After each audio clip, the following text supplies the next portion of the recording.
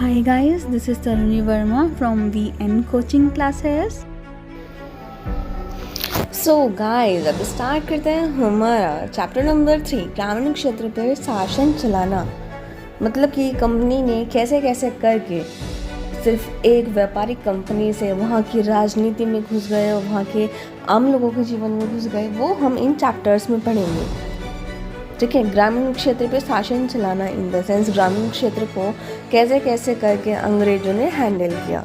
यहाँ पे एक फ़ोटो शो की गई है। इस फोटो में दिखाया गया है कि रॉबर्ट क्लाइव मुगल बादशाह से बिहार और उड़ीसा की दीवानी ले रहा है।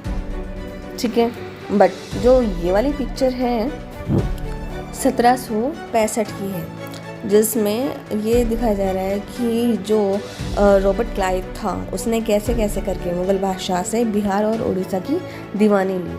दीवानी इन द सेंस वहाँ के जितने भी फाइनेंशियल अफेयर्स थे, उसके जितने भी वित्तीय कार्य काम है या काज है, उसमें कैसे कंपनी ने इंटरफेरेंस किया। 12 अगस्त 1765 को मुगल बादशाह ने ईस्ट इंडिया कंपनी को बंगाल का दीवान तैनात किया। ठीक है, इस बात की पूरी संभावना है कि ये घटना है ना सिर्फ मुट्ठी भर अंग्रेजों और हिंदुस्तानियों की मौजूदगी में हुई होगी। बट यहाँ पे क्या शो किया गया है, मुगल दरबार, बहुत बड़ा मुगल दरबार, जिससे ये वाली पिक्चर किसी इंडियन ने नहीं बनाई है, बल्कि बनाई उस चित्रकार ने है जो रॉबर्ट क्लाइव की ज़िंदगी की यादगार घटनाओं को चित्रित करता था। ठीक है, मतलब रॉबर्ट क्लाइव ने एक अपना पर्सनल लेवल पे आप बोल सकते हैं एक चित्रकार रखा हुआ था जो ये पिक्चर्स बनाता था, जो कि रॉबर्ट क्लाइव की ज़िंदगी से ज़्यादा रिलेटेड होती थी। दीवान के तौर पर कंपनी ने अपने नियंत्रण वाले भूख भाग के आर्थिक मामलों का मुख्य शासक बन गई। ठीक है, आर्थिक मामलों का मतलब वित्तीय मामलों का, अब मतलब जितना भी पैसे वैसे का सारा सिस्टम था वो कंपनी के पास आ गया। बट एक छोटा सा चैलेंज इन लोगों के सामने था कि काफ़ी आमदनी उनको जुटानी थी अपनी कंपनी के लिए, और कंपनी होने के नाते, व्यापारिक कंपनी होने के नाते उसको ये भी ध्यान रखना था कि उसकी ज़रूरत की चीज़ें खरीदती और बेचती रहे। इसका मतलब ये है कि राज्य के जितने भी फाइनेंशियल अफेयर्स थे, जितने भी आर्थिक मामले थे, उसमें तो उसको जितना भी था इंटरफेरेंस करना ही करना था, बट साथ साथ ये भी ध्यान रखना था कि जिस वजह से कंपनी आई है, जो उसका मेन एम है सामान खरीदना और बेचना, वो भी कंपनी सुचारू रूप से चलाती रही। पहले तो कंपनी सोच रही थी कि हम सब कुछ आराम से कर लेंगे, बट धीरे धीरे जैसे उसने शासन करना शुरू किया, जैसे जैसे वहाँ के अफेयर्स या फिर यहाँ के मामले उसने अपने हाथ में लेने शुरू किए, उनको सॉर्ट आउट करना शुरू किया, उससे कंपनी को ये तो समझ आ गया कि बाहरी ताकत होने की वजह से उन लोगों को, मतलब कि जो भारत की जनता है, गाँव की जनता है स्पेशली, उन लोगों को कंट्रोल करना इतना आसान भी बात नहीं है। वहाँ पे जो लोकल लेवल पे राजा या फिर सरदार या फिर जो मतलब नेता वेता से होते थे ना, वो जो शासन चला चुके थे ना, लोग उनकी बात ज़्यादा मानते थे। तो स्थानीय लोग जो कि सत्ता में रह चुके थे, ठीक है, वहाँ के स्थानीय लोग जो कि वहाँ का राज्य चला चुके थे, उनको नियंत्रण करना भी ज़रूरी था, उनको वो ख़त्म नहीं कर सकते थे। बट ये काम कैसे होगा, ये हम आगे के चैप्टर में पढ़ेंगे। कंपनी की आमदनी, कंपनी दीवान तो बन गई, बट खुद को एक व्यापारिक कंपनी ही मानती थी, क्योंकि मेन एम क्या था, यहाँ पे अपना सामान बेचना और पैसे यहाँ से खसोटना इन द सेंस कि, और मैं खसोटना इस बेसिस पे बोल रही हूँ क्योंकि जो कंपनी थी जो सामान बेचती थी इंडिया में, 5 साल में उसका दाम दुगना हो गया। 1865 से पहले कंपनी ब्रिटेन से सोने और चांदी का आयात करती थी। ठीक है, और इन चीज़ों के बदले सामान खरीदा बेचा करती थी। पर अब क्या हो रहा था कि जो बंगाल में से इकट्ठा होने वाला राजस्व था, जो बंगाल से टैक्स इकट्ठा हो रहा था, कंपनी उसको यूज़ कर लेती थी। अब उसको ब्रिटेन गवर्नमेंट की इतनी ज़रूरत नहीं पड़ रही थी। बहुत ही जल्दी ये शो हो गया बंगाल की अर्थव्यवस्था की अब कोई भी नींव नहीं रहने वाली है। बंगाल की अर्थव्यवस्था की नींव अब हिलने वाली है या फिर ख़त्म होने वाली है। क्यों? क्योंकि जो कारीगर थे वो गांव छोड़कर जा रहे थे, जो काम कर रहे थे उनकी उसे कीमत ही नहीं मिल रही थी। कंपनी को ज़बरदस्ती तो वो माल बेच रहे थे कम कीमतों पे। किसान अपना टैक्स नहीं पे कर पा रहा था, कारीगरों को उत्पादन गिर रहा था। अब जब मार्केट में सामान बिकेगा ही नहीं तो बनाएगा इंसान किसके लिए? खेती चौपट होने लगी थी। और इससे भी ज़्यादा ट्रेजेडी जब हुई जब 1770 में बंगाल में अकाल पड़ गया और वहाँ की 1/3 जनता समाप्त हो गई, वहाँ के 1/3 लोग मर गए। नेक्स्ट टॉपिक है हमारा खेती में सुधार की ज़रूरत। सामान नहीं बिक रहा था लोगों का, खेती नहीं बिक रही थी, फसलें ऐसे ही खेत में पड़ी पड़ी सड़ रही थी, सारा खराब हो गया था। बंगाल में अकाल पड़ चुका था, सारी जनता त्राही त्राही कर रही थी, जनता बहुत ज़्यादा परेशान थी। बल्कि जो बंगाल का अकाल था 1770 में आया था, उसकी वजह से 1/3 आबादी समाप्त ही हो चुकी थी। उसको हटाने का जो भी मतलब प्रॉब्लम्स थे उसको सॉर्ट आउट करने का क्या सल्यूशन था, क्या उसका नतीजा निकला कि भाई खेती में सुधार किया जाए। अब खेती में सुधार कैसे करें और ज़मीन में निवेश कैसे करें? निवेश इन द सेंस कि आपने कहीं पे अपने पैसे लगाए और एक टाइम पीरियड बाद आपको उस पैसे के साथ साथ उसके ऊपर और ज़्यादा पैसा मिले, उसको बोलते हैं निवेश। 1793 में स्थायी बंदोबस्ती व्यवस्था लागू कर दी गई और राजाओं और तालुकदारों को जमींदारों के रूप में मान्यता मिल गई। उन्हें किसानों से कर वसूलने और कंपनी को राजस्व को कर चुकाने का जिम्मा सौंपा गया। इन द सेंस ये तो है फार्मर्स, ठीक है, ये है किसान या फिर फार्मर्स, ठीक है। किसानों से राजस्व कौन लेगा? तालुकदार। फिर ये राजस्व किसको पे किया जाएगा? कंपनी को।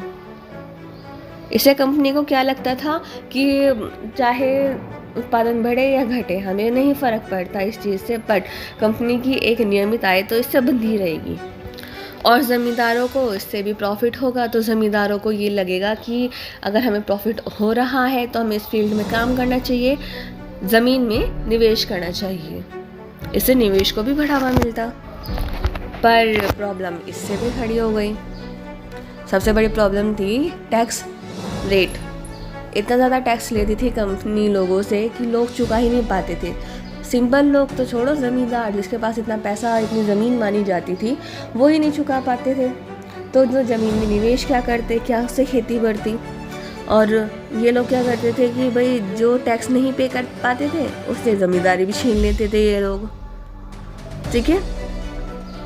और बहुत सारी कंपनियों को या फिर ज़मींदारियों को कंपनी बाकायदा नीलाम भी कर चुकी थी। बट जो 19वीं सेंचुरी थी, जो 19वीं सदी थी, उसके पहले दशक में हालत चेंज हो चुके थे। बाजार में कीमतें बढ़ी, खेती में सुधार हुआ, पर कंपनी को कोई प्रॉफिट नहीं हुआ। क्यों? क्योंकि कंपनी ने स्थायी बंदोबस्ती व्यवस्था लागू कर दी थी। अब कंपनी राजस्व नहीं बढ़ा सकती थी।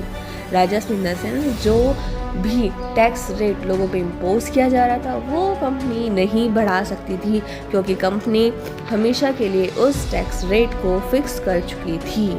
और इसका रिजल्ट क्या आया कि ज़मींदार अभी ज़मीन में कोई निवेश नहीं कर रहे थे, कोई सुधार नहीं कर रहे थे, बल्कि ज़मींदारों की ही स्थिति में सुधार हो गया बाज़ार में कीमतों के बढ़ने से, खेती का अच्छा होने से। पर ज़मींदार इसमें इंटरेस्ट नहीं ले रहे थे, क्योंकि कुछ तो जो ज़मींदार थे स्टार्टिंग में ही बंदोबस्ती व्यवस्था जब लागू की गई उसके स्टार्टिंग ईयर्स में अपनी ज़मीन गंवा चुके थे, तो उन लोगों का इंटरेस्ट कैसे रहता है इस चीज़ में। और तो और जब ज़मींदारों को दिखाई दे रहा था कि भाई अपने तो पैसा आ रहा है, निवेश करे ना करे, हमें क्या दिक्कत है, बट जो सबसे ज़्यादा प्रॉब्लम हो रही थी वो हो रही थी गांव के किसानों को, जो कि हमेशा से होती आई है।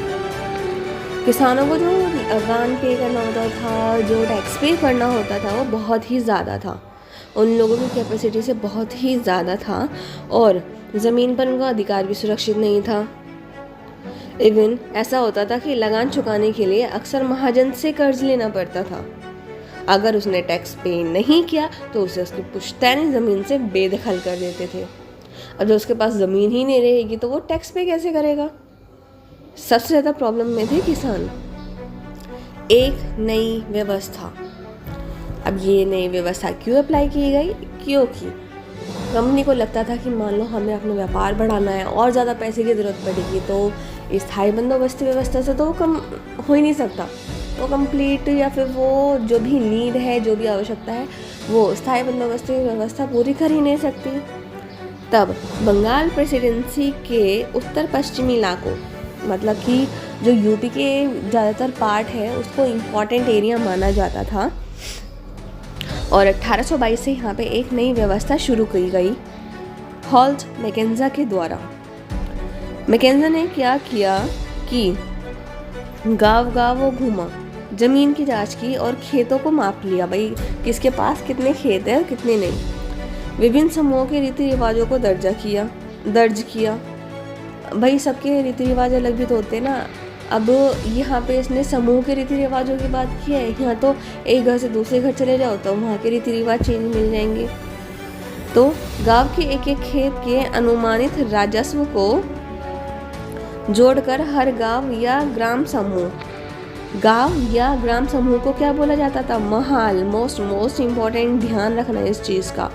हर गांव या ग्राम समूह या फिर महाल से वसूल होने वाले राजस्व का हिसाब लगाया जाता था, और इस राजस्व को उन लोगों ने स्थायी नहीं किया।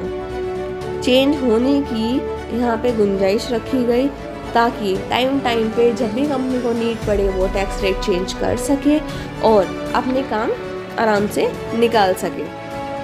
और सबसे इम्पोर्टेंट चेंज इसमें किया गया कि कंपनी ने ज़मींदारों को अब की बार अपॉइंट नहीं किया। अब की बार अपॉइंट किया गया है गांव के मुखिया को टैक्स कलेक्ट करने के लिए और कंपनी को पे करने के लिए। ठीक है, जैसे हमने अभी पढ़ा था कि भाई किसानों से टैक्स लेके पहले तो ज़मींदार दे रहे थे, बट अब ज़मींदारों की जगह गांव के आ गए मुखिया, और मुखियाओं को ये वाला जो पोर्शन था, क्या टैक्स का पोर्शन, वो कंपनी को पे करना होता था। Is it clear? गांव या फिर गांव समूह को महाल बोला जाता था, इसी वजह से इस वाली व्यवस्था का नाम महालवारी व्यवस्था रखा गया। ठीक है गाइस, तो इसी के साथ हमारा चैप्टर नंबर 3 का पार्ट 1 भी कंप्लीट होता है। और गाइस प्लीज़ आप इसको शेयर कीजिए ताकि और लोगों को ये मिलती रहे और मुझे भी मोटिवेशन मिलता रहे कि और मैं अच्छी वीडियोस बनाती रहूँ और ज़्यादा इम्प्रूवमेंट करती रहूँ और ज़्यादा मैं आप लोगों को कंटेंट प्रोवाइड करा सकूँ। सो अब हम मिलेंगे आपको हमारी वीडियो के नेक्स्ट पार्ट में, और हमारी वीडियो आपको 2 से 3 दिन के गैप पे शाम को 6 बजे अवेलेबल होगी। ठीक है, सो गाइज़ आप लोग रेडी रहिएगा अपनी क्लासेस को अच्छे से चलाने के लिए। इसमें अप्रॉक्सीमेट 2 डेज़ का गैप रहता है मेरी वीडियोस को अपलोड होने में, ताकि जो चैप्टर मैंने आपको पढ़ाया है वो 2 दिन में आप बहुत अच्छे से कवर कर सके, और जो भी आपने पहला पढ़ा है आप उसको बहुत अच्छे से रिवाइज कर सके, ताकि नए के चक्कर में आप अपना पुराना ना भूल जाए, क्योंकि अगर पुराना भूल गए तो नया करने का कोई फ़ायदा भी नहीं होगा। So guys please do like, do share, do subscribe. Till then take care, thank you.